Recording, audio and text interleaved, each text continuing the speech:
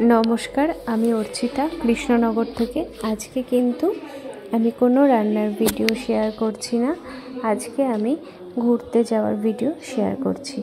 जेहेतु मिठाइर परीक्षा शेष और एरपरे खूब गरमও पड़े जाबे ताई आमरा बाइके करे आजके घुरते बेरिয়েছিলাম। एमनितेই आमरा बाइके करे घुरते जेते आमादेर भीषण भालो लागे एबं आमरा एटा प्राय प्राय जाई। तो गरमकाले खूब एक जाওয়া सम्भव है ना जेहेतु भीषण गरम लागे तो এইজন্য গরম পড়ে যাওয়ার আগেই আমরা আবার বেরিয়ে পড়েছিলাম। আজকে আমরা গেছিলাম ইকো পার্কে। আমরা মোটামুটি কৃষ্ণনগর থেকে 7:30টার নাগাদ স্টার্ট করেছিলাম। ইকো পার্কে পৌঁছে গেছিলাম 10:30 পৌনে 11টার মধ্যেই। তবে তার আগে আমরা কর্মকারে একটু ব্রেকফাস্ট করার জন্য দাঁড়িয়েছিলাম আর রাস্তায় দু একবার দাঁড়াতে হয়েছিল একটু জল খাওয়া চা খাওয়া এগুলোর জন্য।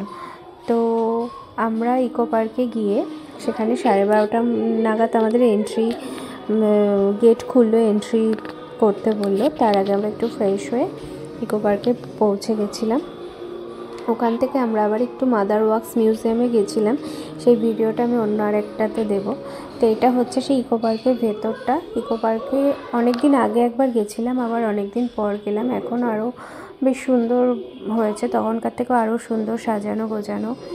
ওখানে জাপানিজদের একটা প্যাগোটাস আছে, সেটার ভেতরটাও বেশ ভালো লাগলো।